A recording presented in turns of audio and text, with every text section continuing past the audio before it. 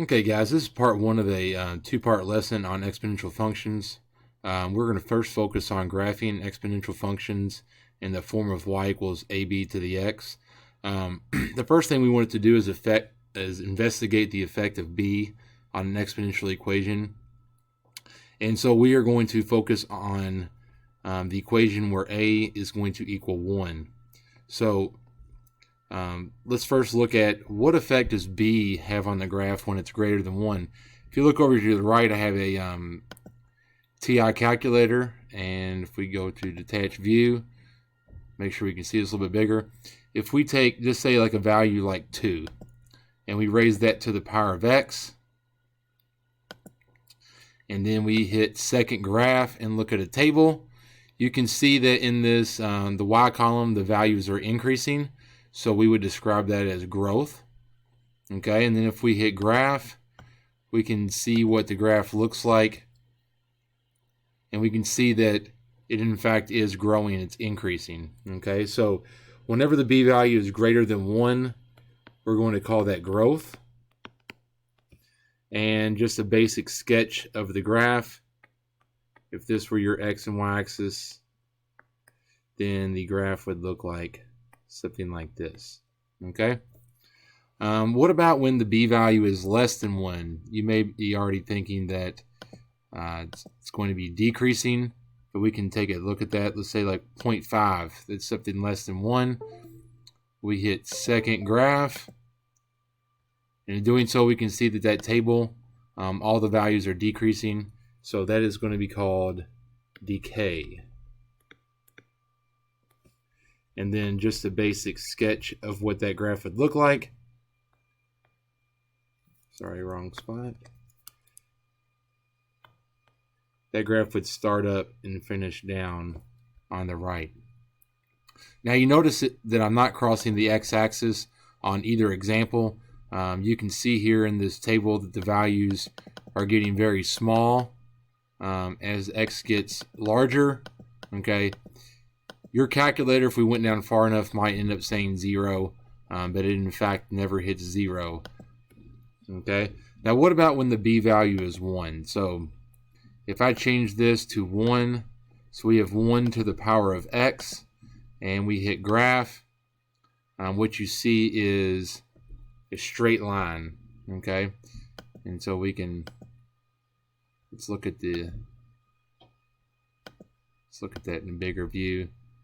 Just straight line. If we hit second graph and look at the table, we can see that all the values are 1, and so we call that a constant.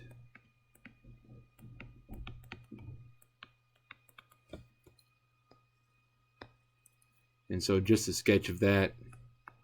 This is your x and y axis. You're just going to have a straight line, constant. Okay, in this case, it'd be x equals 1. All right, now what about when b is 0? So 0 to the power, if we hit second graph and check out that table, we see all the values are 0. So again, we have a constant. This time, it's going to be whenever y is 0, 0. It was 0 the whole time. So y equals 0, which is the x-axis. Okay. Now, you may be thinking about what happens when b is less than 1. B can't be a negative number, so we're not going to worry about that at the moment.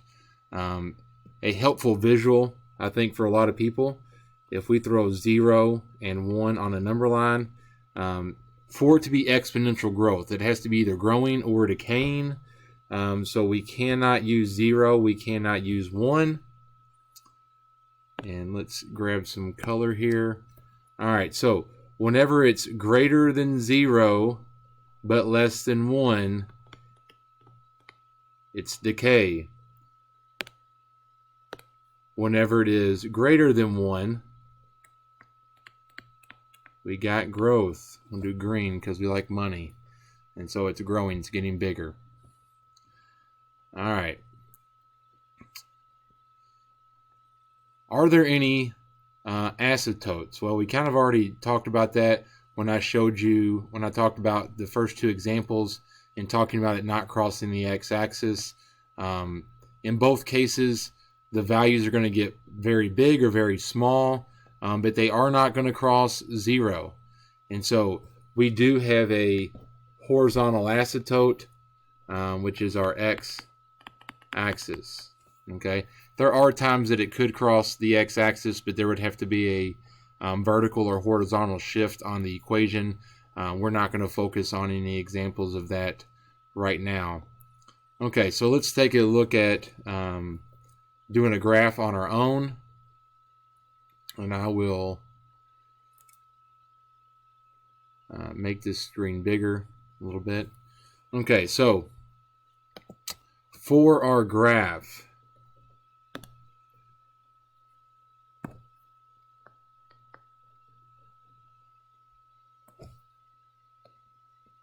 got our x and y axis. I think it is helpful to make a table. One thing I do want to note before we go further, we had been talking about A when we were investigating the effect of B on our equation. We were just focusing on B being 1. Now we also have the A value, which you can see in this example. In the very first example is 2. Okay, so whenever the A value, or not whenever the A value, but the A value is your initial value. That is your y-intercept. Okay, so that's where we're going to start on the x-axis. So in this case, we would start at 2 on our x-axis. And then our multiplier is going to be how we find new points. And again, remember, b is greater than 1 in growth, less than 1 decay, but it can't be negative. So if I were to make a table, at 0 we would have 2. That's our initial value. Your multiplier is 3. So when we put 1 in for x, we get 3 to the 1 power, and then we multiply it by 2. That's essentially 2 times 3. So just use your multiplier here. We're multiplying by 3, and we get 6. We would multiply by 3 again, and we would get 18. That's when x is 2. Okay? Now, the other direction of this, if you look at going from 18 to 6, how would you get from 18 to 6? Well, you multiplied by 3 to get from 6 to 18, so you would divide by 3 to go backwards. So if we were to put a negative 1 in here for x, we would just divide by 3, and that gives us 2/3. And if we divided by 3 again, that's going to give us 2/9. Essentially, going backwards is like multiplying by the reciprocal or dividing by the multiplier. And I have a little note down here about that. So multiply to go forwards, divide to go backwards, which is the same thing as multiplying by the reciprocal. All right, so if we were going to plot some points here, I will encourage you to use the scale of 1 unless it's impossible. You will see that your data grows very quickly, so it may be hard to plot every single point that you put on here. I'm obviously not going to go up to 18, but if we started at 2 and we went to 6, okay, so 1, 6, 0, 2, and we'd have negative 1, 2/3, and then you could approximate where 2/9 is at negative 2. Okay, just don't cross the x-axis. It has that asymptote. Okay, and it should have arrows going up into the left. All right, let's look at our next example.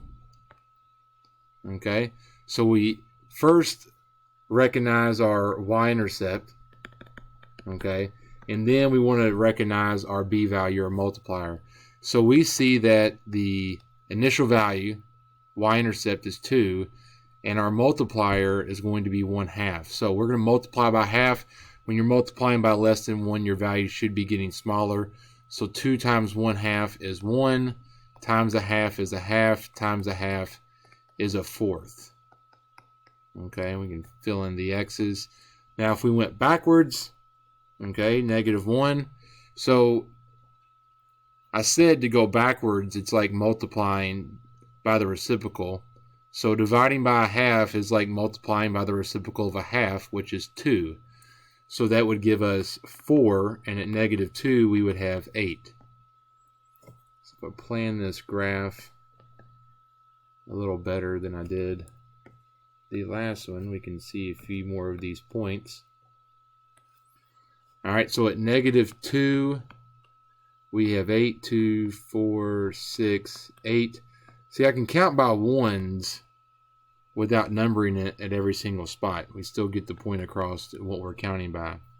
At -1, we're at 4. At 0, we're at 2. At 1, 1. Then 2.5. And that's fine. That's enough points right there that you can draw a nice curve. And remember, I said don't cross the x-axis. It should follow out. You should be familiar with graphing to an asymptote from our rational functions lesson. Okay, so we got just 2 more examples.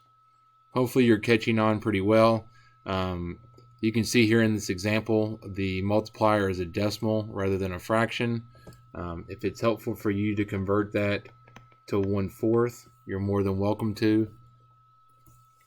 I know some of you guys are a little more calculator dependent, so you may want to go, you may find it easier to go to your table of your calculator. So 200 times 0.25 raised to the x.